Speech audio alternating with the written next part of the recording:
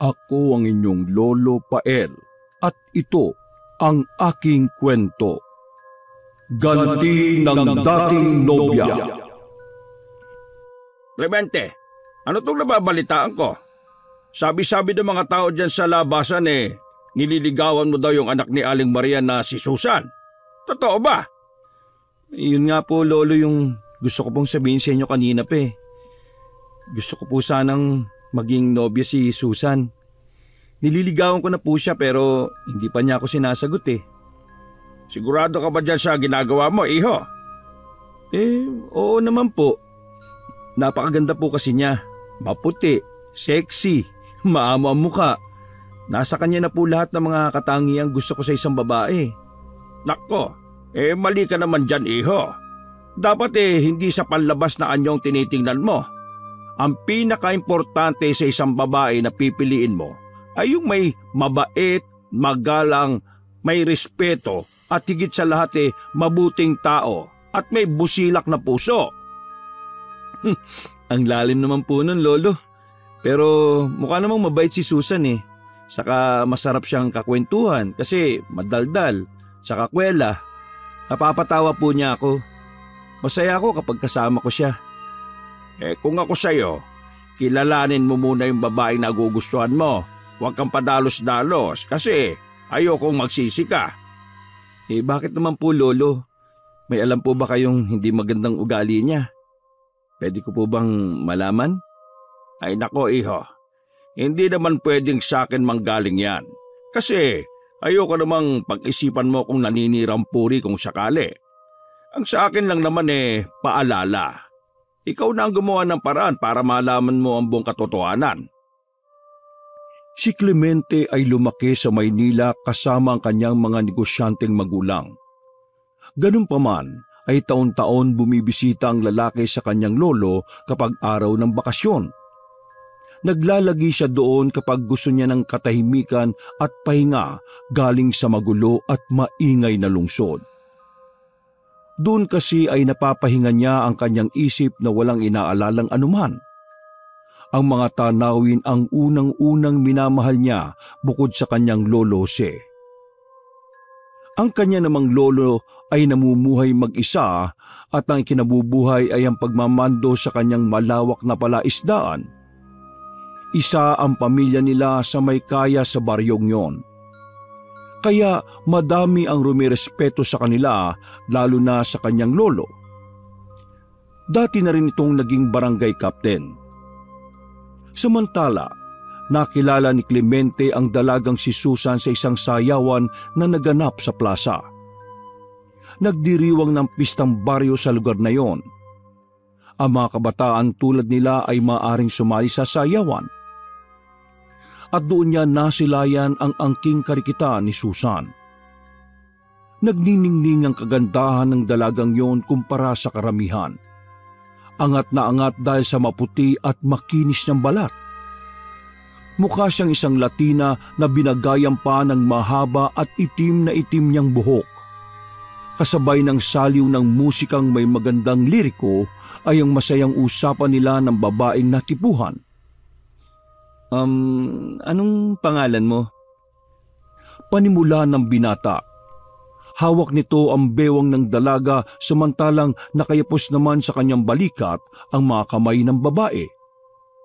Umindak sila ng marahan at ninamnam ang magandang tugtog ng matamis na musika. Ako si Susana. Ang ganda naman ng pangalan mo. Kasing ganda mo. Naku, pulero ka ha. Hindi naman. Totoo naman yung sinasabi ko eh. Salamat. Taga rito ka? Ako kasi taga Maynila. Pero palagi akong nagbabakasyon dito kina Lolo Jose. Apo ka ni Mang Jose, yung dating kapitan? Oo, siya na nga. Taga rito lang ako pero yung bahay namin medyo malayo sa bahay ng lolo mo. Sa kabilang kanto kami. Kasama ko ang nanay ko. Nag-iisang anak ka din ba? Oo. Parehas pala tayo. Nakakatuwa naman. Ano naman ang nakakatuwa doon? Kasi may pagkakaparehas tayo. Malay mo, baka match tayo. Nagpaparinig ka ba? Medyo.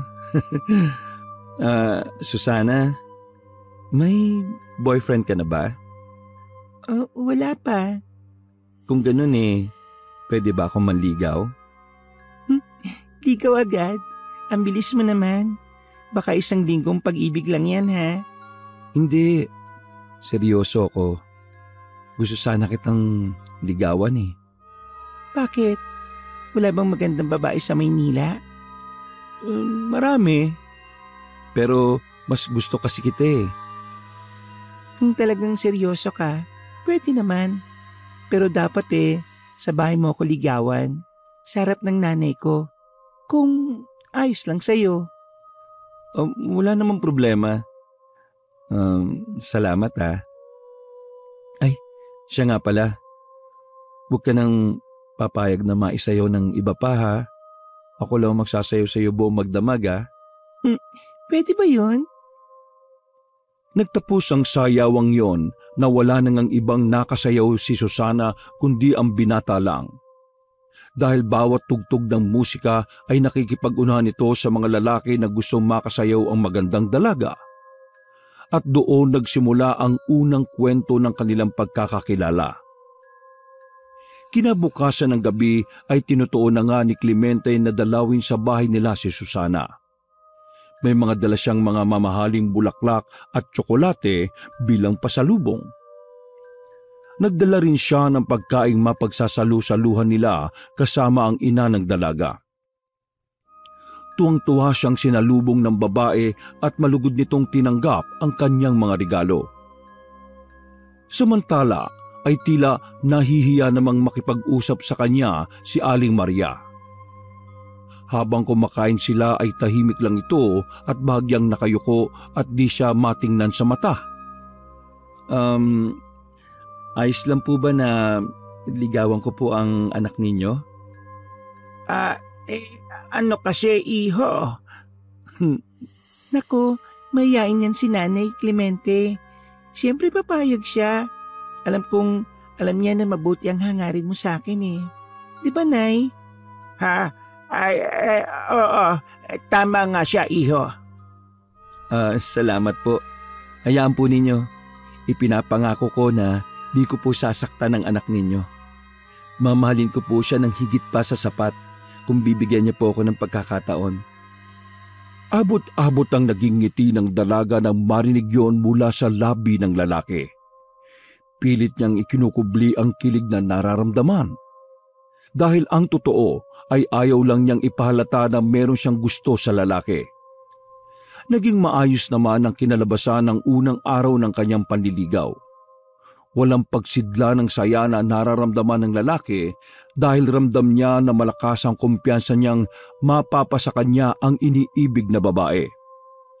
Ngunit nang malaman ito ng kanyang lolo Jose ay nalungkot siya sa naging reaksyon na matanda. Tila ipinahiwatig nito ang pagkadisgusto sa babae sa hindi niya malaman na dahilan. At yun ang gusto niyang alamin. Ang ikalawang araw ng kanyang pagdalaw ay hindi niya sinabi kay Susana. Inihinto niya ang kanyang kotse sa di kalayuan at naglakad na lamang papunta sa bahay ng babae. Nasa tarangkahan pa lang ang binata ay naririnig na niya ang malalakas na boses ng mga taong nasa loob ng bahay. Dahan-dahan siyang lumapit. Nagkubli siya sa gilid ng bahay at nakinig ng di sinasadya sa naging usapan ni Susana at ng kanyang ina. Ano ka ba naman, Susana? Hindi ka pa ba nakapagsaing? Abay tanghali na. Bakit ka magagalit sa akin? Ano ba ako katulong mo? Hindi naman siya kinakatulong ka dito sa bahay. Ang sa akin lang naman maanong tumulong ka naman sa mga gawain dito. Ang tamad-tamad mo. Ano ba naman yan, Nay? Kaya aga-aga naninermon kayo. Ang totoo niyan kagigising ko lang kaya di pa ako nakakapagsaing. Hindi ka pa nakapagsaing pero ako nakapaglaban na ng sandamakmak na maruruming damit mo. Dapat pala ikaw na lang ang naglaban nito sa ilog at ako na lamang naiwan dito sa bahay para maghanda ng pagkain. Ano? Ako paglalabahin niyo? Abanay naman. Alam niyo naman na hindi yan pwede kasi masisira ang kamay ko. Gusto mo bang gumaspang ito? Masisira ang magaganda kong kuko. Ay nako, ang arte mo. Akala mo naman ikinaganda mo yung kaartehan mo. Ay nay, huwag ka magsasalita ng ganyan ha. Hindi mo ba alam na yung maliligaw ko ngayon si Clemente ay apo ni Mang Jose? Alam ko. Ano ngayon? Kailangan po kasi maging maganda ako palagi. Hindi pwede yung ganito. Nai-stress ako sa mga pinagsasabi nyo eh. Kayo din, pag pumangit ako, baka mag-back out yun sa panliligaw sa akin. Magba-back out yun pag nalamang tamad ka. Hindi naman siguro kasi tsaka naman na hindi niya ako gagawing alila kung sakali mang siya ang makatuluyan ko. Ay nakabahala ka nga. O siya, pumunta ka na lang sa tindahan at ikuha mo ako ng isang sardinas. Ha? Sardinas na naman? Kung nagtatrabaho ka ba naman kasi, di sana natutulungan mo ako sa mga gastusin dito sa bahay. Alam mo namang ako lang ang nagtataguyod sa ating dalawa kaso mas pinipili mong magmukmok dito sa bahay at magantay ng grasya. Ay naku, huwag ka mag-alala, Nay. Darating ang panahon at may aahon din kita sa hirap. Ay huwag ka na nga muna magsalita ng tapos. Ang gawin mo ngayon ay iahon na lang muna ako sa gutom. Sige na, bumili ka na ng sardinas. Umalis ang babae. Naiwang tulala ang binata. Di niya akalain ang kinagigiliwang dalaga ay may ugali palang di maganda. Palasagot ito sa magulang at mataas ang tono kapag nagsasalita. Malayong malayo sa nakausap niya at nakilala niyang masayahing babae. Pero kahit ganoon ang kanyang narinig, ay mas nanaig ang pagmamahal niya kay Susana. Sabi sa isip ay totoo naman ang sinabi nito na kapag siya ang nakatuluyan nito ay hindi ito magiging alila, kundi magiging reyna sa palasyong bubuuin niya para sa babae. Marahan siyang naglakad at umuwi ng tahimik. Nagpatuloy ang kanilang pagliligawan at pag-uusap sa telepono habang hindi pa muling nakakabalik ang lalaki sa bahay ni na Susana. Hanggang sa isang araw ay mismong si Susana na ang nag-aya para sa isang date. Hindi niya sinabi sa telepono na meron na itong balak na sagutin ng lalaki. At tulad ng nakaraan, mas napaaga ang dating ni Clemente sa bahay ni na Susana. Nasa labas pa lamang siya ay naririnig na naman niya ang malakas na boses ng dalaga na nakikipagtalo sa ina. Dahan-dahan itong lumapit sa may bintana at sinilip kung ano ang nangyayari sa loob. Hindi ba't sinabi ko sa inyo na plansahin niyo yung damit ko, inay? Bakit naman hanggang ngayon lukot-lukot pa din to? Nakalimutan ko nga, anak. Saka madami pa kasi akong ginagawa dito sa bahay. Hindi ko na maasikaso yan. Pero ngayon yung date namin ni Clemente. Biglang nawala ng kuryente. Halos mamilog ang mga mata ng dalaga dahil sa pagkamatay ng linya. Anak ng... Ayan na nga ba sinasabi ko brownout na. Paano to? Anong gagawin natin dito? Paano to mapaplansya? Kasi naman dapat kanina'y ginawa mo na. Nakikita mo naman na hindi na ako magkanda o gaga sa paglilinis at pagsasaayos sa mga ilalako kong paninde. Ganon? Ako ba ang sisisihin mo? Ay nako, sinasabi ko sa inyo. Pag ako napangasawa ko si Clemente, ay nako. Ano? Tatalikuran mo na ako kasi yayaman ka na. Talagang yayaman na ako. Pero kung di mo magagawa ng paraan tong damit kong isusot, sigurado ko sa inyo, Nay, mangyayari ang kinatatakutan nyo na yan. Talaga namang napakasama ng pag-uugali mong bata ka. Wala pa man akala mo na kung sino ka.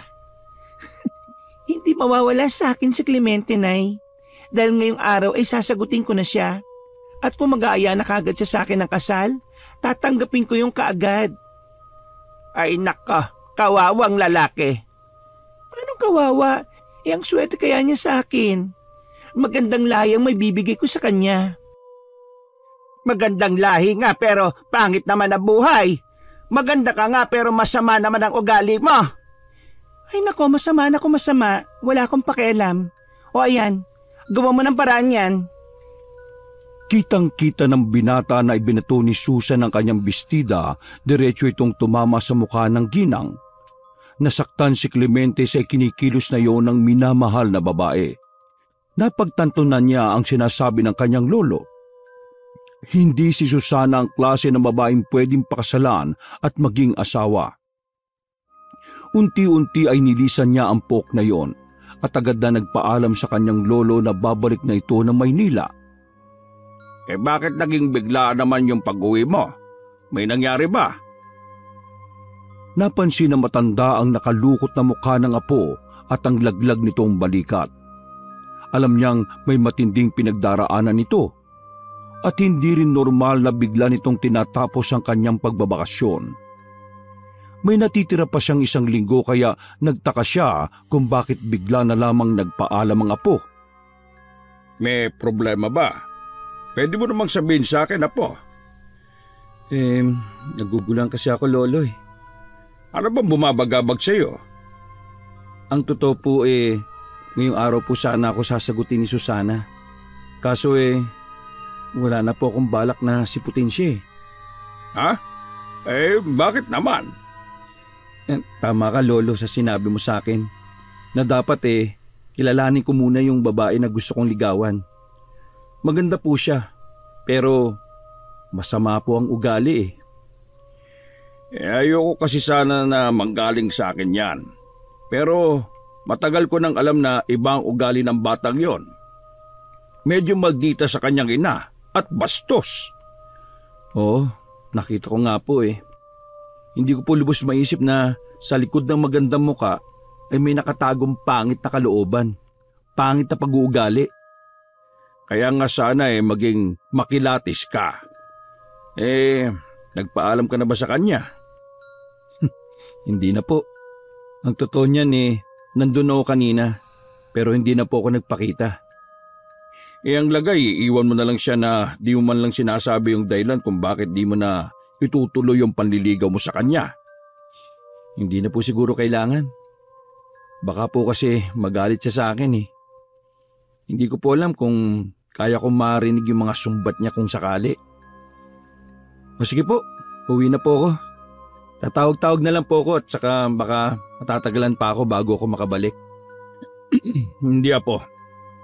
Huwag mong talikuran ng mga bagay na sinimulan mo, lalo na't wala kang balak na tapusin.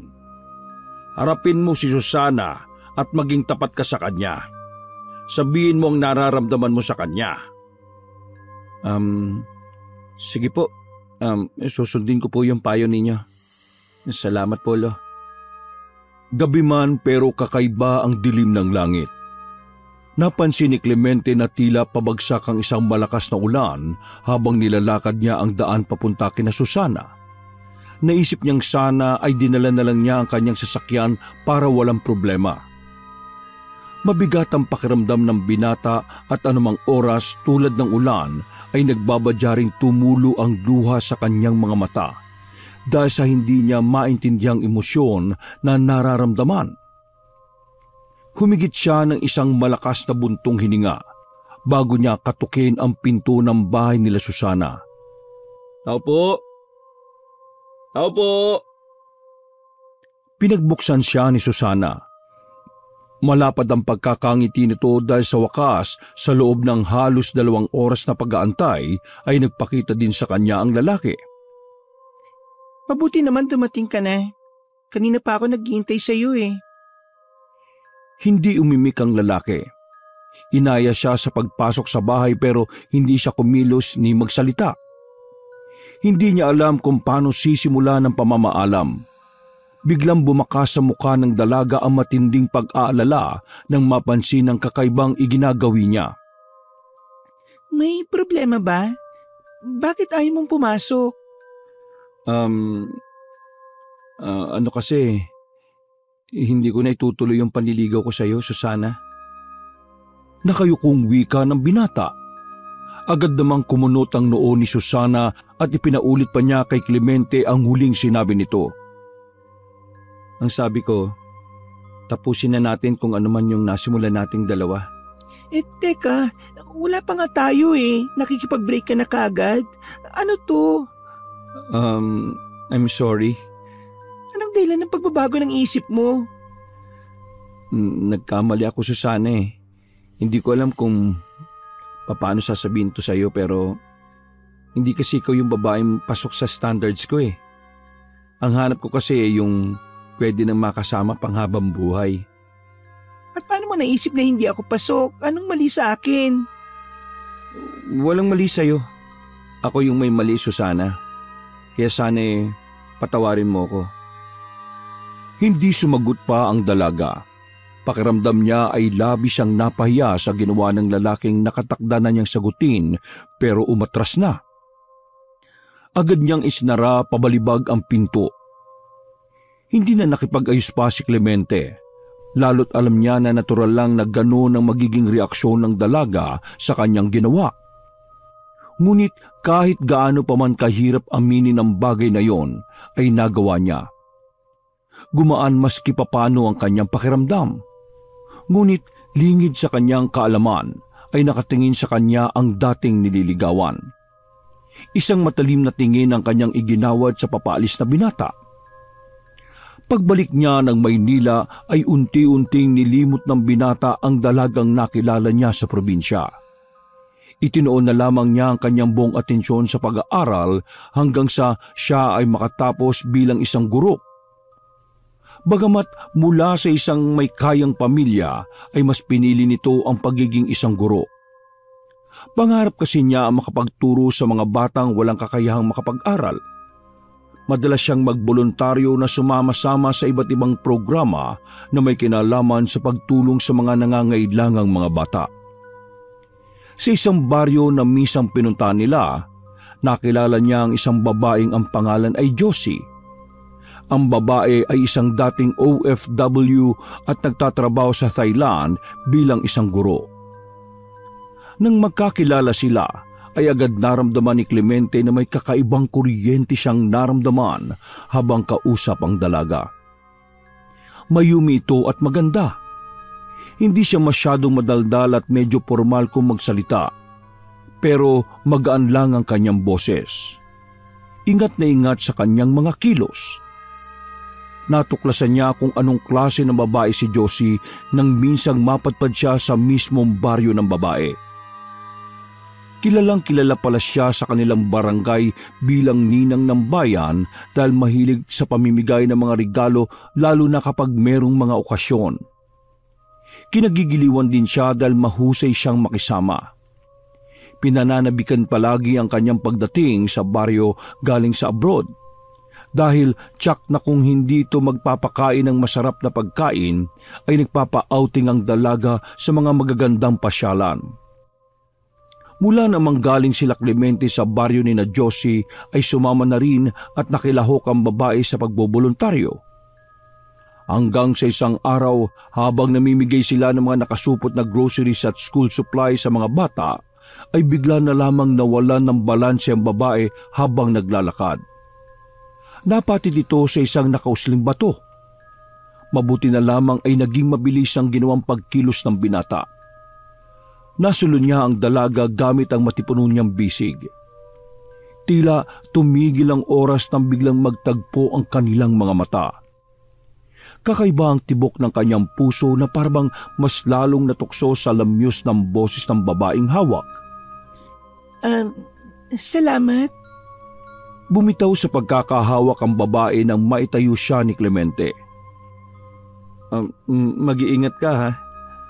Oo nga eh. Ay nako, ewan ko ba kung saan ko naman na yung pagiging lampa ko. Isang ngiti ang iniwan ng dalaga bago ito tumalikod palayo sa binata. Ang hindi nakita ng lalaki ay hawak nito ang kanyang dibdib na parang nais niyang muling titigan ng binata na sumalo sa kanyang pagkahulog. Gusto niya sanang lingunin ang gwapong mukha nito, ngunit naunahan siya ng matinding kaba. Samantala, si Clemente naman ay huminto na rin sa pagakbang at agad na tumingin sa likuran. Pero wala na roon ang babaeng nakabangga.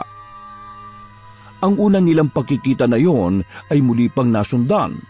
Hanggang sa hindi inaasahang pagkakataon ay muli niyang nakita si Josie sa eskwelahang napasukan niya. Nag-apply ang binata bilang guro sa paaralan kung saan nagtuturo na pala si Josie at nagkataong ang dalaga ang tinawag ng punong guro upang magbigay ng mga impormasyon na dapat itong malaman at masabi dito ang ilang mga patakaran ng paaralan at iba pa. Nang makalis ang prinsipal, saka lamang nag-usap ang dalawa at halos sabay na nagtawanan. Ikaw na naman. Small world, no? Dito ka pala nagtuturo? Oo, wala pa akong 3 buwan dito. Tulad mo, bago din. Hindi na kasi ako bumalik sa Thailand dahil iba pa rin talaga kapag nasa sarili tayong bansa. Baka kasi kaya di ka na nakabalik sa ibang bansa kasi may ibig ipahiwatig ang tadhana. Ano? Kunwaring pagtatanong ng dalaga maski narinig naman niya ang sinabi ng binatang kausap. Wala. I mean, ayos ba dito? Oo naman, ayos lang ako. Sabay na nagtawanan ng dalawa at doon nagsimula ang kwento ng kanilang pagmamahalan. Naging masaya sila sa piling ng isa't isa. Naging maayos ang takbo ng kanilang relasyon. Naging sandalan ng bawat isa sa lahat ng mga nagiging problema. At isa sa matinding pinagdaanan nila ay ang pagkamatay ng ina ni Josie. Mabilis na pinuntahan ni Clemente ang kasintahan. Naabutan niya itong nakatulala lang at hindi nagsasalita. Ngunit nang makita siya nito ay doon pa lamang dumaloy ang kanyang mga luha. Pinatayo niya sa kinauupuan ng babae at niyakap niya ito hanggang sa tumahan. Wala na si Mama. Iniwanan niya ako. Mag-isa na lang ako, Clemente. Hindi ka mag-isa. Sasamahan kita, hindi kita iiwan. Nagpatuloy sa pagluha ang dalaga at halos mabasa na ang damit ng lalaki. Handa kitang samahan sa buhay, Josie. Wika ng lalaki na nakapagpatigil sa pag-iyak ng dalaga nang makuha ang ibig sabihin nito.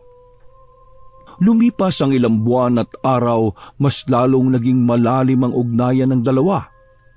Hanggang sa isang araw ay bigla na lamang nag-propose ang binata sa minamahal na babae. Seryoso ka ba? Oo naman. Ilan pa ba ako nagbiro? O ano? Anong sagot mo sa tanong ko? Will you marry me? Sige na nga. Anong sige na nga? Sige na oo, magpapakasal ka na sa akin? O sige na napipilitan ka lang? Yes ang sagot ko. Agad nitong niyakap ang babae na mahigpit. Labis ang tuwa na kanyang nararamdaman sa pagpayag na iyon ni Josie. Ang kanilang pagsasama pagkatapos ng kasal ay isang larawan ng isang perpektong pagsasama na kung saan di kailanman nila naging sakit sa ulo ang isa't isa. Ang kanyang napangasawang babae ay walang ibinigay na problema.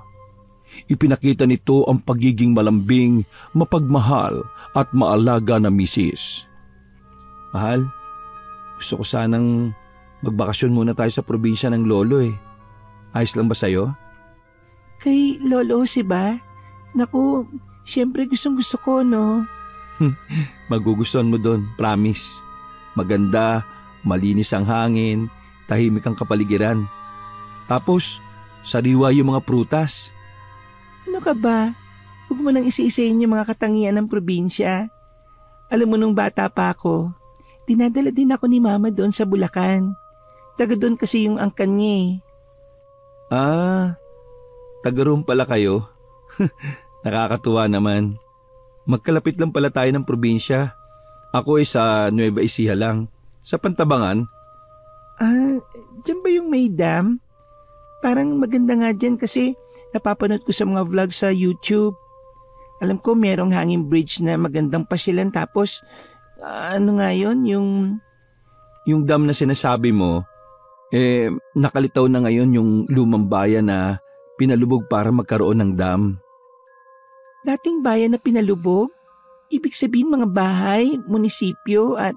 Sementeryo. Lahat yun kita na kapag bumaba ang level ng tubig.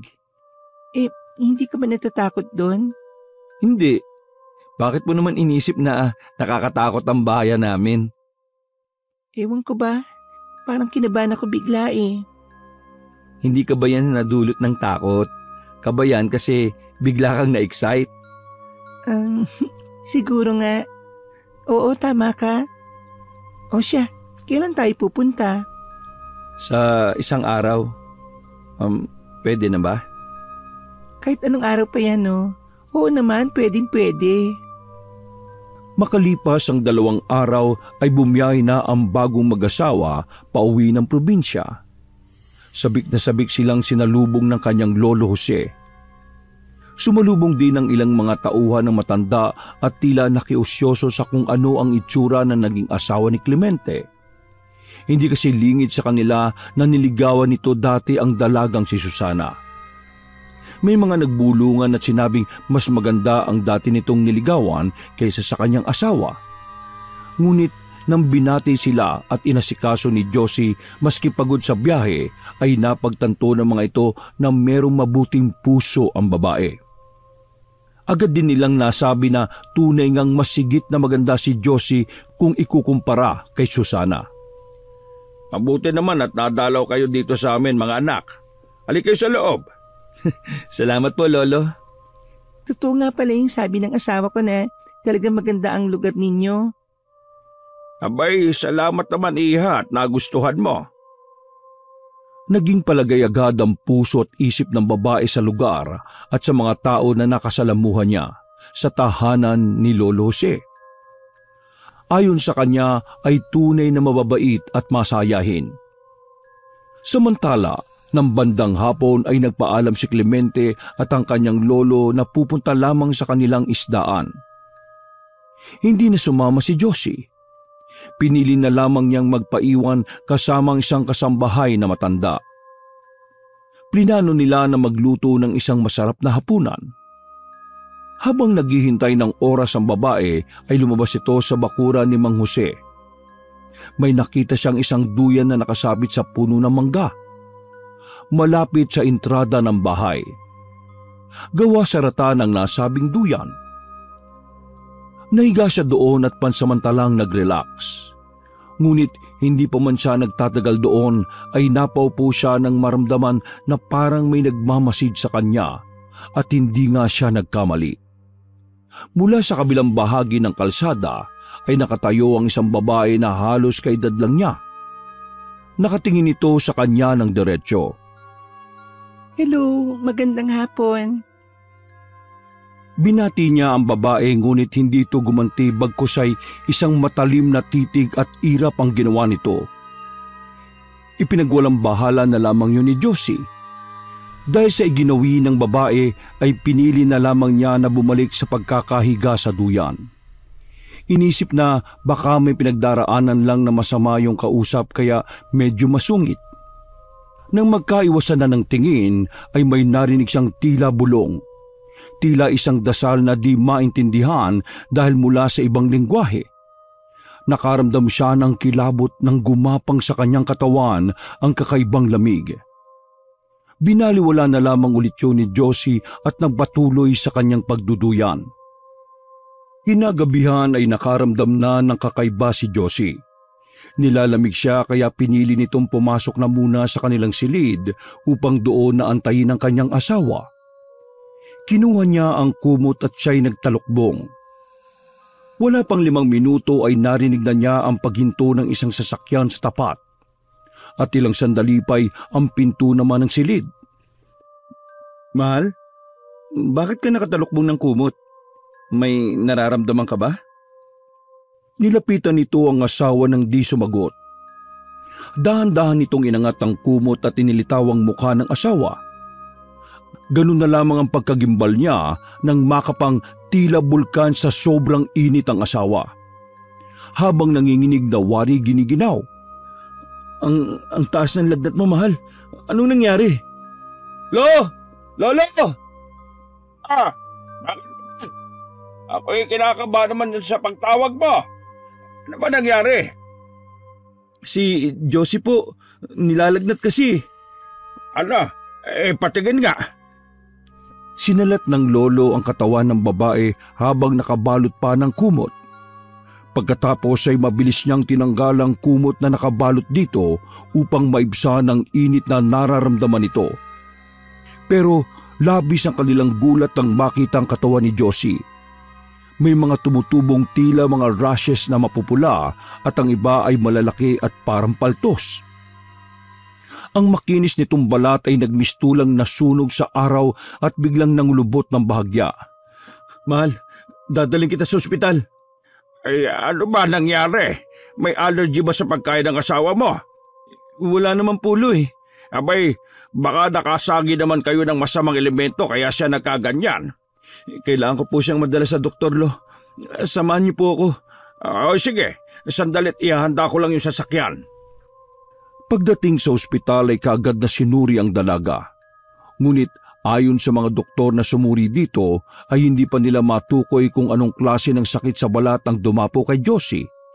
Wala rin naman silang makitang kakaiba sa mga lab results ng babae. Normal lahat maliban sa mataas na temperatura. Pinainom na lang ito ng pampababa ng lagnat at gamot para sa pangangati. Kumusta nang nararamdaman mo, mahal? Medyo ayos na ako kaso mapdi at masakit ang mga tumutubong sugat sa katawan ko eh. Ano ba kasing nangyari? Ba't ka nagkaganyan? Hindi ko alam. Basta na lang ako nilamig. Akala ko lagnat lang. Na-confine sa ospital ang babae sa loob ng halos 3 araw. Nawala na ang kanyang lagnat subalit ang mga sugat ay lalong dumarami. Maging ang kanyang muka ay tinubuan na rin. May ilan na rin nagnanaknak at nangangamoy. Tila pinandirihan na rin siya sa ospital. Apo, mukhang hindi gumaganda ang kalagayan ni Josie dito sa ospital Oo nga po, Lo. Kung subukan kaya natin siyang ipatingin sa kilala kong albularyo. Po? Subukan lang naman natin. Total mas lalong lumalala lang yung kalagayan niya dito sa ospital. Bakit nyo naman po naisip na dalhin siya sa albularyo? Sa palagay ko kasi ay maaring engkanto o kulam ang dahilan kung bakit nagkaganyan ang asawa mo. Kulam po? Sino naman po mangungulam sa kanya? Hindi ko alam, pero mabuti pa uwi na lang muna natin si Josie. Dahil kung totoo ang hinala ko na kulam yan, walang magagawa ang mga doktor sa kanya. Pagkalabas ng ospital ay agad bumiyahe ang mag-anak papunta sa Lupaw. Doon naninirahan ang kaibigang albularyo na matanda na ayon dito ay isang pugaw. Tinawag na pugaw ang matandang albularyo dahil kabilang ito sa grupo ng mga ifugaw at galing siya sa Benguet. Nakapag-asawa ng taga Nueva Ecija kaya doon na sila nanirahan sa bayan ng Lupaw. Pagkakita pa lamang sa dumating ay kaagad na silang sinalubong ng isang matanda na halos kay edad lamang ni Lolo Jose. May katangkaran ng lalaki at kakikitaan ng magandang pangangatawan. Aba, Jose, ikaw pala yan. Oo, abay kumusta ka na? Long time no see Kaya nga hindi na ako nadadalaw sa inyo doon sa Pantabangan kasi eto, nag-aalaga na ako ng apo ko. Kaibigan, meron sana akong ilalapit sa iyo Alam ko na, kanina ko pa nararamdaman. Sige, dalhin niyo dito ang pasyente. Agad ipinasok sa loob ng bahay ang naka-wheelchair na si Josie. Kumuha ng planggana na may tubig ang matanda at kandila. Sinindihan nito ang kandila at pinaikot-ikot yun sa planggana habang binibigkas ang orasyon na tanging siya lamang ang nakakaalam. Habag na habag naman ng lalaki sa kinasapitan ng asawa. Nasa tabi lang siya nito habang hawak ang palad ni Josie. Hindi nito pinandirihan ng asawa sa kabila ng nagnanaknak nitong mga sugat. Maya-maya ay naghugis babae ang patak ng kandila sa planggana na may tubig. Babae ang may kagagawa ng pangungulam. Sinasabi ko na nga ba hindi maganda ang kutob ko sa pagkakasakit mo Malakas ang ginamit na kulam ng sino mang taong gumawa nito sa iyo. Sa palagay ko Napakalaki ng galit niya kaya nagawa nito ang ganitong klase ng bagay. Pero wala pa naman po akong nakaalitan. Sino naman po kayang gagawa nito sa akin? Kumalma ka lang. Aalamin natin kung sino. Sige po. Nararamdaman ko ang presensya ng masamang espiritu sa iyo. Handa ka bang sumailalim sa aking panggagamot para malabanan natin ito? Opo, please. Nakikiusap po ako sa inyo. Paggalingin niyo po ako. Tulungan niyo po ako. Tutulungan kita sa abot ng aking makakaya. Ipikit mo lang yung mata mo at magsisimula na tayo. Pakinggan mo lang yung sasabihin ko, ha? Agad kinuha ng albularyo ang tila maliit na kahoy na hugis krus pagkuway kanyang dinasalan at tinipan ng orasyon. Maya-maya ay biglang nanglupaypay ang katawan ni Josie. Hinawakan ng matanda ang hinlalaki nito sa paa at inipit doon ng maliit na kahoy. Ay! Bumasag sa buong katahimikan ng nakakakilabot na sigaw ni Josie.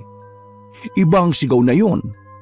Nanlisik din bigla ang mga mata nito habang tinititigan ng matandang albularyo. Nagngangalit ang bibig nito. Bakit mo kinulam ang babaeng ito? Subalit imbis na sagutin ay biglang humalakhak ang babae. Kaya mas lalong diniinan ng matanda ang pagkakaipit ng kahoy. Lalong nasaktan ang nakasapi kay Josie. Bakit mo kinulam ang babaeng ito? Magsalita ka! Wala kang pakialam. Pakawalan mo na ako. Hindi kita pakakawalan at mas lalo kitang sasaktan kung di mo sasabihin sa akin ang dahilan kung bakit pinaparusahan mo si Josie. Si Josie wala ang pangalan niya. Ang pangit, kasing pangit niya.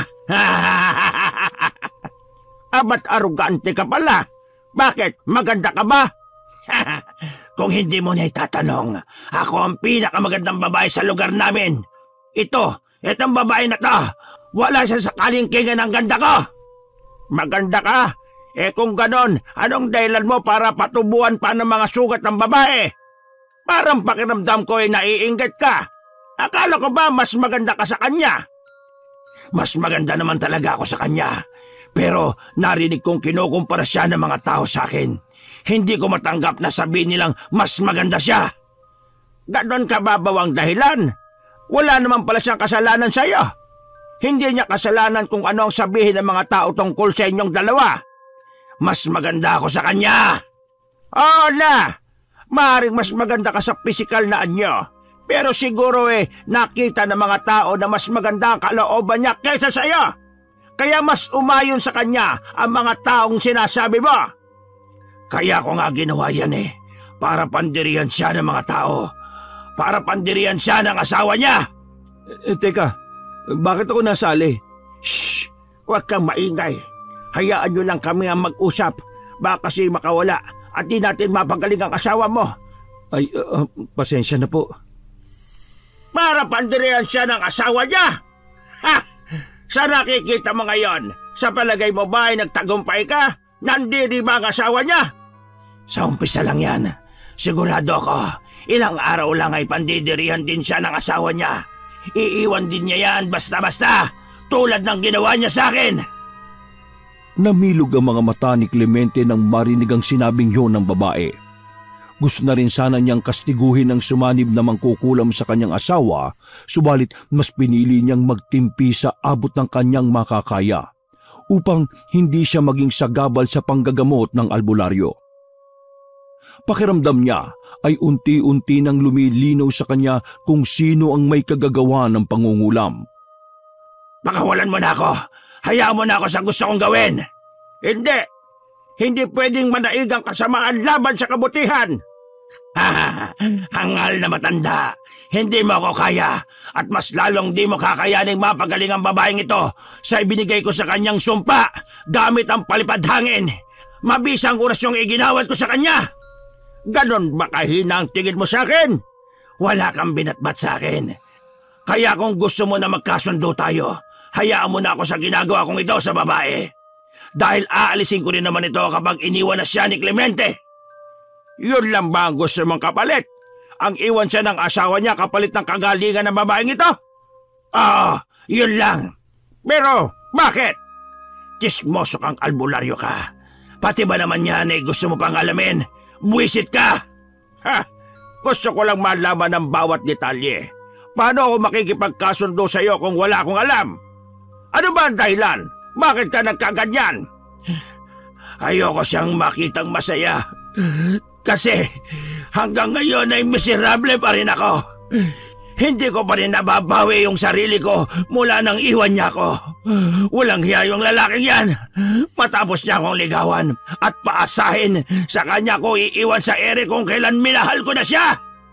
Bakit? Hanggang ngayon ba'y hindi mo pa rin siya nakakalimutan? Dahil mahal ko pa siya hanggang ngayon. Pero bakit iba yung pinarusahan mo? Hindi naman kasalanan ng babaeng itong naging kasalanan ng asawa niya sa iyo. Naisip mo ba yon? Ibang tao ang sinasaktan mo. Hindi ka ba nakukonsensya? Naglolokohan ba tayo, tanda? Alam kong alam mo na mga tulad kong alagad ni Satanas ay walang konsensya. Kaya manahimik ka. Pakawalan mo na ako. Umihip sa hangin ng albularyo matapos itong muling umusal ng orasyon. Gumuhit siya sa hangin ng krus at muling hinipan ng kanyang hintuturo. Inilapit nito sa leeg ni Josie ang daliring yon at bagyang idiniin. Sigaw ng sigaw si Josie na animoy isang hayop na ginigilitan ng leeg. Anong pangalan mo? Hindi ko sasabihin ang pangalan ko. Sabihin mo sa akin ang pangalan mo. Kung hindi, gigilitan na talaga kita. Tutuluyan na kita. Kaya kong pumatayin ng mga katulad mo. Sabihin mo kung sino ka. Ngunit imbis na sagutin nito ang tanong ng albularyo ay nakipagsabayan ito ng pag-usal ng orasyon. Hindi ito napaghandaan ng albularyo. Sa isang iglap ay nawalan ng malay si Josie. Hindi, nakawala na siya. Paano po yan? Mapapagaling niyo pa po ba yung asawa ko? May isa pang paraan, iho. Huwag ka mag-alala. Yung ginawa ko kanina ay ang pinakamadali sanang paraan ng kanyang pagpapagaling. Dahil kung tinanggal nung mangkukulam ang sumpa mga 3 araw gagaling na ang asawa mo. Sige po, gawin niyo po lahat na makakaya niyo para maalis ang kulam sa kanyang katawan. Nakikiusap po ako. Mahal na mahal ko ang asawa ko. May idea ka na ba kung sino ang may kagagawa nito? Mukhang meron na po. Kasi isang babae lang naman ang nasaktan ko. Kung ako yung tinutukoy niya. Mukhang kilala ko na rin kung sino, apo. Pero hindi ba't sinabihan kita noon na magpaalam ka ng maayos sa kanya upang hindi ka magkaproblema? Ginawa ko naman po yun, Lolo. Maayos po ako nagpaalam sa kanya. At sinabi ko po yung dahilan ko kung bakit di ko naitutuloy yung panliligaw ko. Lolo, akala ko nagkaayos na kami nun. Hindi ko siya niloko. Wala akong ginawang masama sa kanya. Maaring ikaw ganon ang tingin mo. Pero mukhang dinamdam niya o nasaktan siya kasi marami na siyang inasahan kung sakaling maging kayo. Hindi ko naman kasi alam na gusto na rin niya ako. Akala ko kasi yung yaman ko lang ang gusto niya. Tulad nung palagi niyang isinusumbat sa nanay niya. Masama pala talaga ang ugali ng babaeng yon, ano? Abay, tama lang na di mo itinuloy ang panliligaw sa kanya. Mahirap ang magkaroon ng asawang mangkukulam dahil ikaw ang una niyang pagpapraktisan kung sakali. Marami akong alam na kwentong ganon. Kung hindi asawa, ay anak ang unang kukulamin. Malakas kapag napatay niya nang di sinasadya ang kanyang unang biktima. Pero paano kaya siya naging mangkukulam? Lolo, dati na ba siyang ganon? Ang alam ko ay hindi. Wala naman napapabalita noon na mangkukulam ang nanay niya. Kailan lang nung kumalat na isa na ngang mangkukulam si Susana. Napakrus si Mang Jose ng kanyang mabanggit ang pangalan ng babae. Tila ba siya ang nangilabot? Bagya niyang hinaplos ang nangalisag na balahibo. May ilang mga kababaryo ko ang nagpagamot sa iba't ibang albularyo, yung mga pinagsususpetsa na kinulam. Iisa lang ay tinuturo. Walang iba kundi si Susana. Paano siya naging mangkukulam? Muling sinindihan ng albularyo ang kandila at muling isinagawa ang pagtatawas. Nangunot ang noon niya na makita ang mga imahe sa buong patak ng kandila. Ayon sa matandang albularyo ay may lahing manggagamot ang pamilya ni na Susana. Oo. Tama ang sinabi mo. Kasi natatandaan ko, dating nanggagamot sa pamamagitan ng paghihilot ang kanyang ina. Natigil naman yun nung iwanan sila ng dati niyang asawa. At naman na yun ni Susana. Yung kakayahan ng nanay niya, pero imbis na sa kabutihan siya pumanig, nanalo sa kanya ang bulong ng demonyo. At isinalaysay ng matanda kung paano nangyari ang ganoong bagay. Ang mga albularyo ay kailangang manatili sa landas ng kabanalan upang lumayas at makapanggamot. Subalit mayroong pagkakataon o minsan na susubukin sila sa pamamagitan ng isang temptasyon na lalapit sa kanila at susubukin sila ng demonyo. Kung ano ba yung gagawin nila doon sa panahon na yon, na malaman nila na maaari silang magpahirap o magbigay ng sakit o di naman ay kamatayan sa isang tao. Magiging mangkukulam ang isang nakatakdang maging manggagamot kapag natintal o naakit sila ng temptasyon na darating. At kapag tinanggap nila yon sa pamamagitan ng panaginip, ay maaring ibigay sa kanila ang mga orasyon na gamit sa pangungulam. Madalas na dahilan kung bakit ito tinatanggap ng mga nagiging mangkukulam ay dahil may galit sila sa isang tao na gusto niyang paghigantihan. Kukunin niya ang pagkakataong yon upang maigawad niya ang iniisip na karapat-dapat na panghusga o hustisya para sa kanya. Maaari ding gusto nito na magkaroon siya ng mas mataas na antas kaysa sa ibang tao at maging makapangyarihan na kahit alam niyang mali ay gagawin pa rin niya. Posible nga na mangyari yun kasi mukhang sa akin niya talaga gustong gumanti. Isa yon sa dahilan, pero ang nakikita kong mas matimbang ay inggit. Naiinggit siya kay Josie. Kasi sa isip niya ay dapat siya ang naroon sa pwesto ng asawa mo. Paano po niyo gagamutin ng asawa ko? Tulad ng sinabi ko kanina, ay may isa pang paraan. Pero mas matagal at asahan yung may iba pang mga pagsumpong dahil alam natin na hindi ito basta-basta bibitiwan ni Susana. Pinaghintay sila sandali na matanda. May mga kinuha ito sa likod ng kanyang bakuran. Maya-maya ay nakita nilang bitbit nito ang ilang piraso ng mga dahong may iisang katangian. Makakating dahon. May isang botelya din ito na iniabot kay Clemente na naglalaman ng ilang piraso ng higad. Mamayang gabi, ay pakuluan niyo ang lahat ng sangkap na ito at saktong 12:00 ng gabi. Ihalo mo ito sa isang batsyang tubig at magbabad siya ng halos 15 minutos. Kailangan yung nakaupo siya sa batya, ha? Tapos basahin niya yung katawan niya. Gumamit siya ng tabo para magawa yon. Pero lahat ng ito ay makakating hayop at halaman. Hindi ba delikado ito lalo na sa kanyang balat? Hindi. Walang magiging epekto yan sa katawan ng asawa mo dahil ang aani ng kate ay ang mangkukulam. Gamot ang mga ibinigay ko. 2 o 3 araw tsak kong hihilom na ang mga sugat niya. Pero asahan nyo na mag-iiwan pansamantala ng mga peklat na mga maghihilom na sugat. Pero mawawala din yon 1 o 2 buwan. Medyo matagal nga. Pero ang importante gumaling yung mga sugat na nagnanaknak. Gagaling na ang asawa mo, huwag ka mag-alala. Siya nga pala, bilang patunay na totoo ang sinasabi ko tungkol sa babaeng mangkukulam. Bukas na bukas, siya ang unang magiging bisita nyo sa bahay. Pero huwag nyo siyang gagalawin o sasaktan, ha? Palagi nyo pa rin isaisip yung gintong pangaral. Huwag nyong gawin sa inyong kapwa ang ayaw nyong gawin sa inyo. Yun lang ang hiling ko. Sige po, tatandaan ko po yun. Maraming salamat po. Marami pong salamat.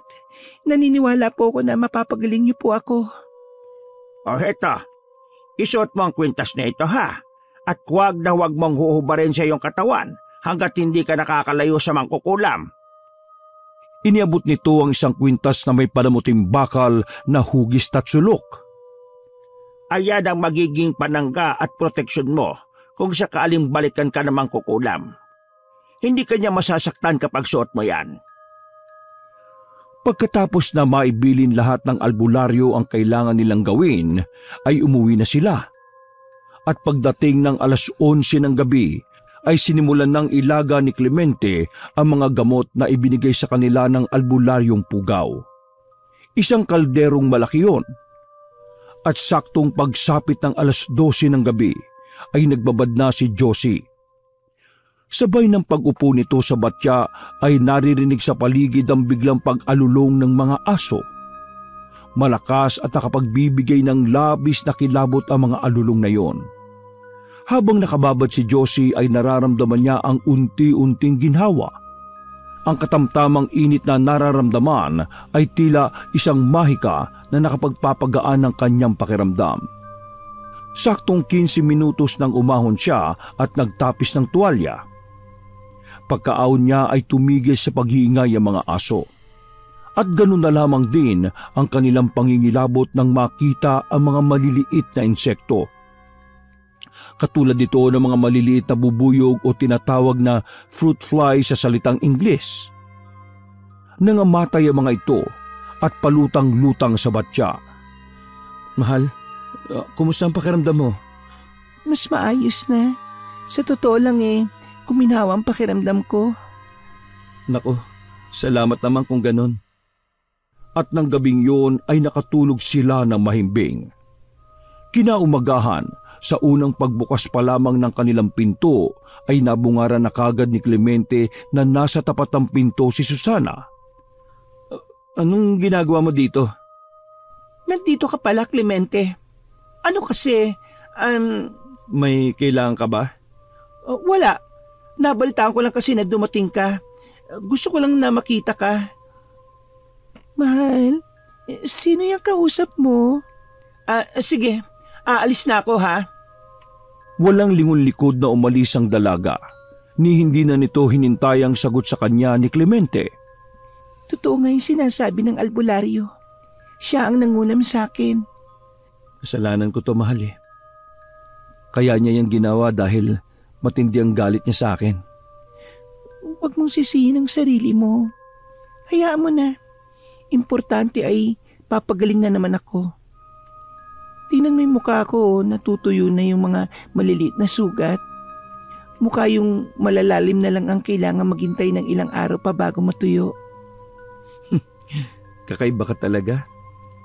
Mabait kang talagang tunay, mahal. Bilib ako dahil nagagawa mo pa rin magpakahinahon maski nakita mo na ng harap-harapan yung may kagagawan yan. Baka kung iba yan, naku, sinabunutan na yun. Sabi nga diba, huwag mong gawin sa iba ang ayaw mong gawin sa'yo. Yan sana nga yung matutunan ni Susana eh. Pagkalipas ng 2 araw ay nagpasya na ang mag-asawa na umuwi na ng Maynila. Samantala, si Susana naman ay di mapakali sa kanilang bahay. Labis siyang nakakaramdam na matinding inis dahil nakita niyang pauwi na ng Maynila si Clemente. Nagulat siya nang makita si Josie na bagamat may ilang bakas ng sugat sa katawan at mukha nito ay halatang pagaling na ang mga yon. Magaling din pala yung albularyo na yun ha. At napagaling niya ang sumpang ibinigay ko sa babaeng yon. Natigilan siya sa pagsasalita nang bigla siyang may naramdamang kakaiba. Bigla na lamang nangati ang kanyang katawan, yung tipong parang ang daming lamok na kumakagat. Nagulat na lang siya nang makitang may tumutubong mga pula at parang may paltos sa kanyang balat. Mga paltos na sa pagdaan ng mga araw ay bigla na lang niyang napansin na nagkakaroon na ng nana. Hanggang sa ang mga paltos ay naging sugat. Mga sugat na katulad ng mga tumubo sa katawan ni Josie. Nung una ay hindi nabahala ang dalaga dahil iniisip na maaaring gumaling din yon ng kusa. Ngunit lumala yon at doon na niya hiningi ang tulong ng ina. Sinasabi ko sa iyo, Susana, magbalik loob ka na sa Diyos at itigil mo na ang mga gawaing demonyo. Hindi malayo na babalik sa iyo lahat ng mga masasamang ginawa mo. Pagalingin mo na lang kaya ako. Ang dami-dami mong pinagsasabi. Walang nagawa ang ginang. Hindi niya kayang saklawan ang mga naging desisyon ng anak dahil noon pa may matigas na ang ulo nito at parang bakal ang puso. Nalulungkot ito na tuwing makikitang lumilis ito sa kabutihan ay wala siyang masisisi kundi ang sarili. Hindi niya napalaki ng maayos ang kanyang anak. Hindi niya ito naturuang matakot sa Diyos. Lumala ang sakit ng dalaga ngunit ni isa sa mga taga-baryo ay di nalaman ang naging kalagayan niyang ito. Isinikreto nila yung mag-ina. Bagamat natagalan ang kanyang pagpapagaling, ay nagawa pa rin ni Aling Maria na lapatan ng tamang gamot ang kanyang anak. Gumaling ito ngunit naiwan ang mga peklat ng sugat sa kanyang katawan at mukha. Ang nangyaring yon kay Susana ay hindi naging lingid sa kaalaman nila Clemente at Josie. Pagkalipas ng 2 taon ay bumalik ang mag-asawa sa Nueva Ecija upang muling magbakasyon. Ipapasyal din nila ang kanilang magtatatlong taong gulang na anak na pinangalanan nilang si Ellie. Isang batang lalaki na may gwapo at maamong mukha. Halos lahat na makakita sa bata na marating nila ang baryo ay natutuwa at nagigiliw sa kanya. Ngunit sa muling pagdalaw nila na yon, ay muli nilang haharapin ang isang matinding pagsubok. Biglang nagkasakit ang kanilang anak. Sa halos 1 linggo nilang pananatili sa baryo, ay mabilis na namayat ang bata. Malalim ang mga mata at lubog ang panga. Nanunuyot na rin sa sobrang kapayatan. Bihira na rin itong magsalita na tila nahihirapan. Minsan ay nagsusuka ito ng kulay berde at may kung anong insekto na sumasama sa suka. Masama ito. Kailangan na natin dalhin si Ellie kay Pugaw. Sa palagay mo po ba kinulam na naman siya ni Susana? May suspecha ako. Patawarin niyo ako kasi may isang beses na nakita kong andito si Susana. Huli na makita kong hinawakan niyang naglalaro mong anak sa bakuran Napasuntok sa lamesa si Clemente dahil sa galit na biglang naramdaman. Sasama ko kayo ulit kay Pugaw. Tamang-tama Biyernes ngayon. Ito ang pinakamabisang araw para pwede siyang kumonekta sa masasamang elemento. Inihanda nila ang sasakyan na tagad na bumiyahe sila papunta sa lugar ng albularyo. Inaasyahan ko na ang pagdating ninyo. Madali kayo. Ipasok niyo sa loob ang bata. Dali! Samantala, habang nasa lugar ng albularyo ang mag-anak, si Susana naman sa kanilang bahay ay nasa kanyang silid. May hawak itong isang manika. Gamit ang mga karayom at itim na kandila, ay isinagawa niya ang matinding pangungulam sa anak ni Clemente. Kung hindi ako nagtagumpay kay Josie noon, titiyakin ko, Clemente, na buhay ng anak mo ang magiging kabayaran sa pagsira mo sa buhay ko.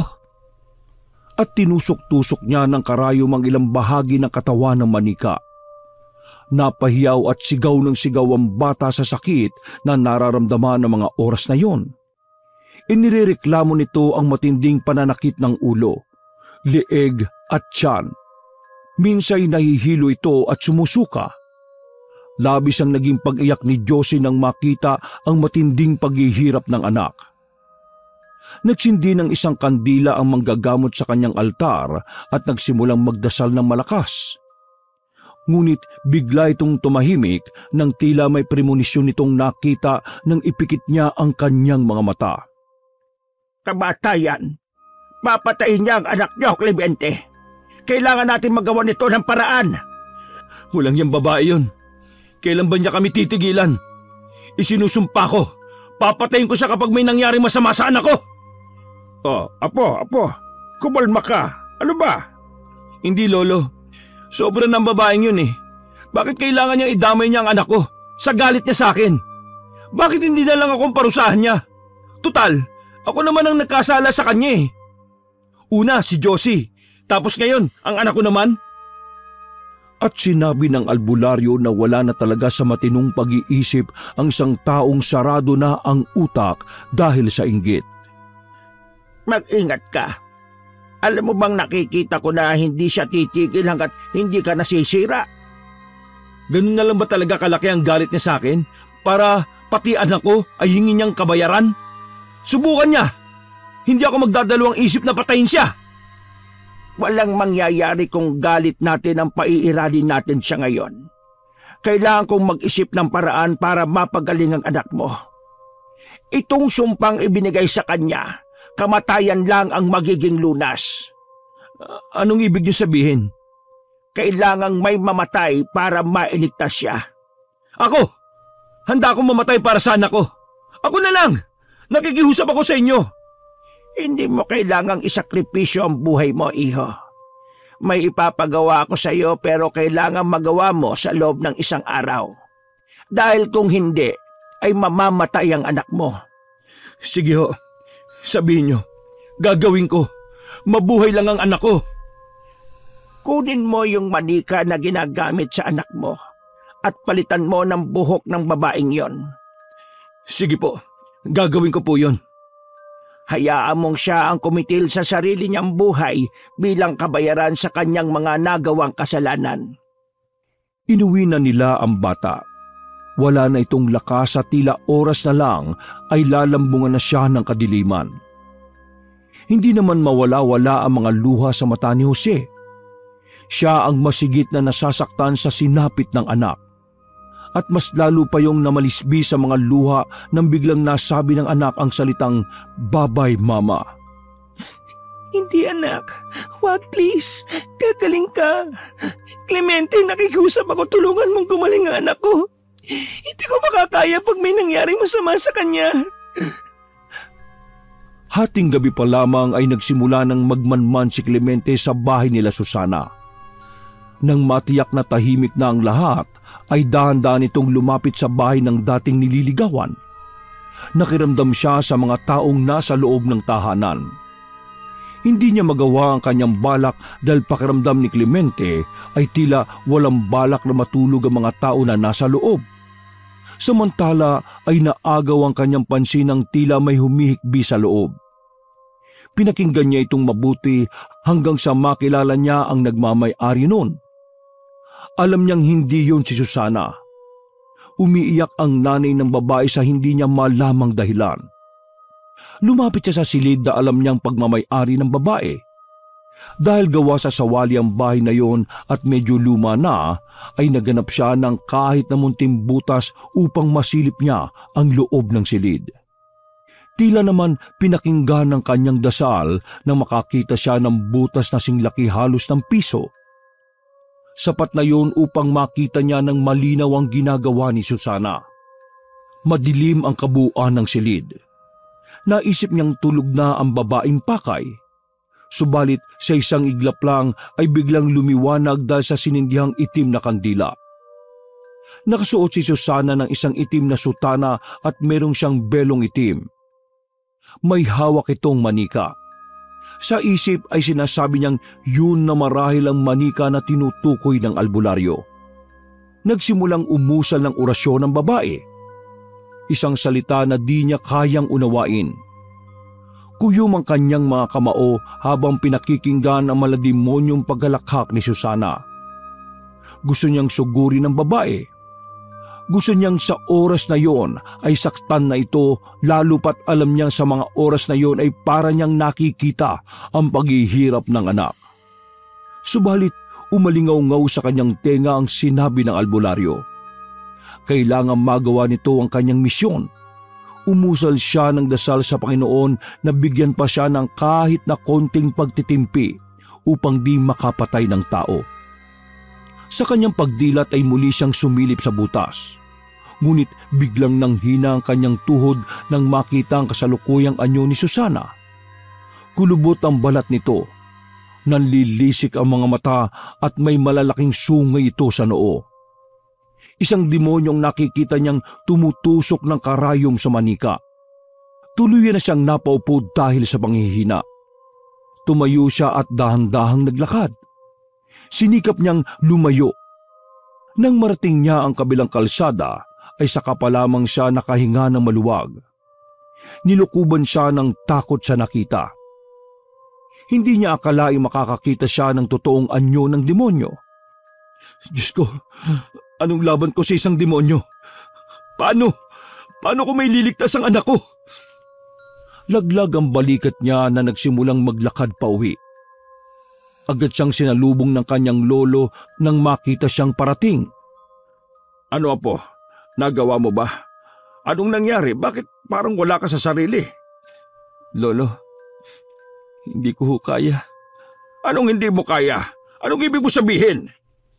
Nakita ko siya habang nangungulam. May sungay siya. Malaki.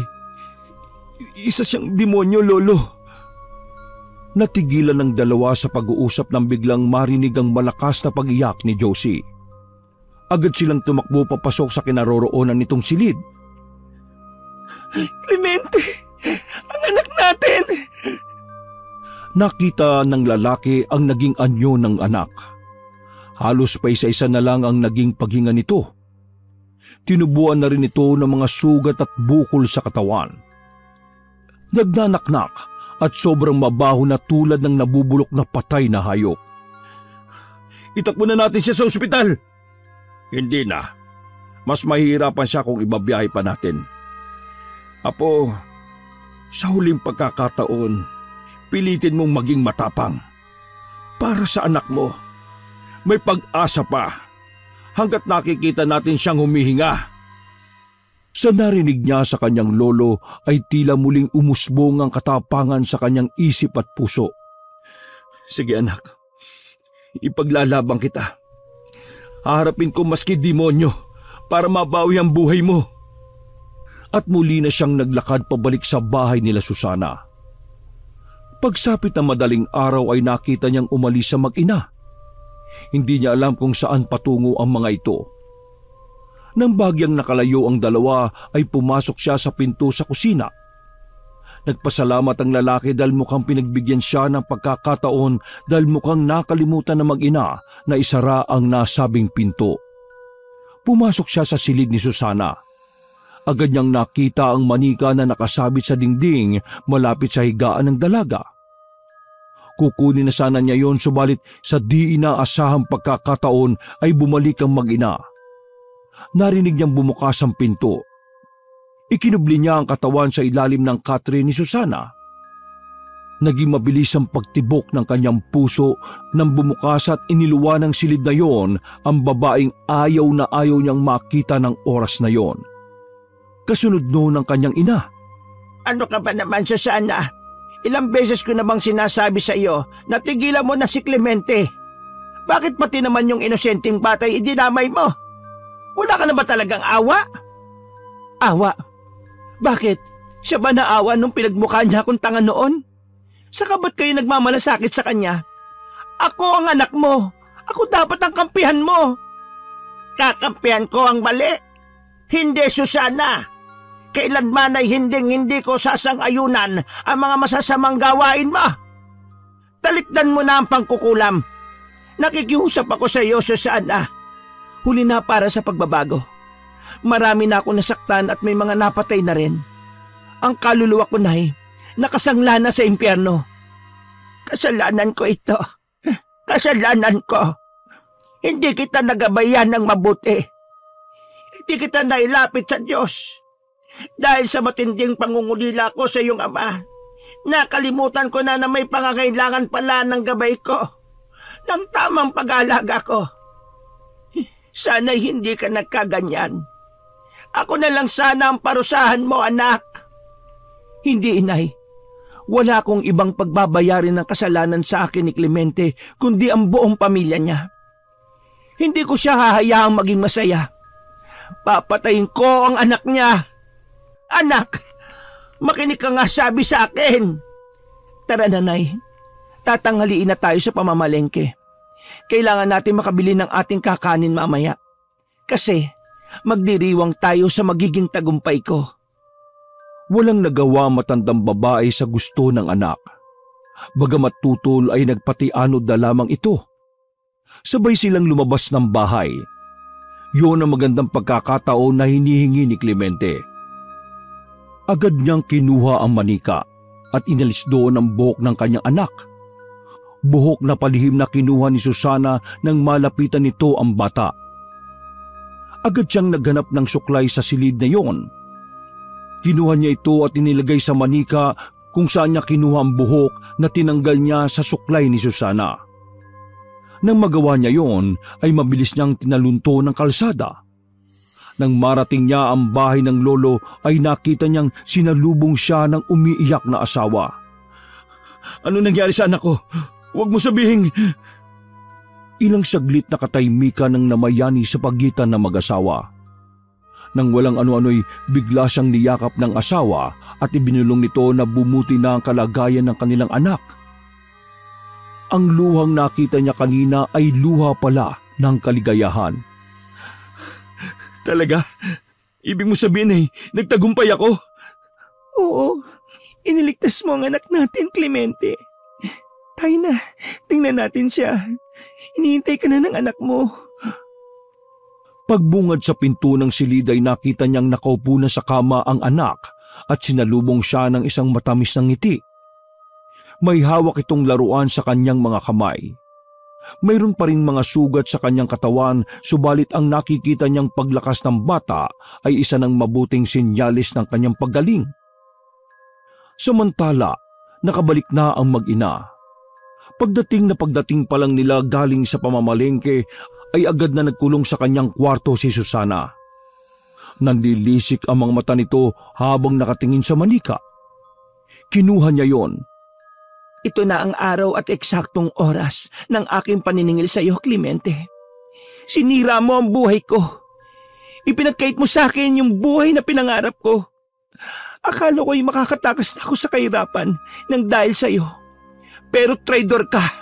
Pinaasa mo lang ako. Isang malakas na katok ang narinig ng dalaga. Pinipigilan siya ng ina sa gusto nitong gawin na tuluyang pagpaslang sa anak ni Clemente. Anak, nakikiusap ako. Tigilan mo na yan. Kung mahal mo ko, ipakinggan mo ako. Mahal kita, Nay. Pero hindi sapat ang pagmamahal na yon para sundin ko ang gusto ninyo. Hayaan niyo ako sa gusto kong gawin. Anak, huwag mong gawin sa iyong kapwa ang ayaw mong gawin sa iyo. Ngunit imbis na pakinggan siya ng anak, ay bigla nitong sinakalang manika at tuluyan itong pinugutan ng ulo. Isang malakas na kalabog ang narinig niya mula sa labas ng pinto ng kanyang silid. Agad niya itong binuksan at ganun na lamang ang kanyang pagkagulantang nang makita ang kanyang ina na naliligo sa sarili nitong dugo. Nakandusay ang katawan ng matanda sa sahig at wala itong ulo. Nakita niyang gumulong yon sa di kalayuan. Ang ulo ng ina. Nakaharap sa direksyon niya habang ang mga mata nito ay dilat na nakatingin sa kanya. Agad ibinalik ni na Clemente ang anak sa albularyo. Binigyan ito ng albularyo ng proteksyon laban sa pangungulam. Pinahiran din ito ng langis ang sugat ng bata. Ayan, gagaling na ang anak ninyo. Wala na kayong dapat pang alalahanin. Anong mangyayari kay Susana? Aanihin na niya ang lahat ng kabayaran sa kanyang mga kasalanan. Ang suklay pala na pinagkuhanan ni Clemente ng buhok ay suklay pala ng ina ni Susana. Kaya sa kanya nangyari ang ginawang pangungulam ni Susana. Hindi pa man nakakabawi sa gulat sa nangyari sa ina, ay napansin niyang muli na tinutubuan siya ulit ng mga sugat at bukol sa katawan. Lumipas sa mga araw ay lumala ang kanyang kalagayan. Nang makita ng mga tao ang kanyang kalagayan, ay walang nangahas para siya ay tulungan. Batid na kasi ng mga ito ang ginagawa niyang pangungulam kaya iwas na ang mga ito sa kanya. Walang silbi ang pinagmamalaki niyang kagandahan dahil sa nangyari sa kanya. Diring-diri na ang mga tao sa kanyang pangit na ugali at isa pang dahilan kung bakit ito pinagdidirihan ay dahil buhay pa siya pero nagsisimula na siyang mabulok. Wakas!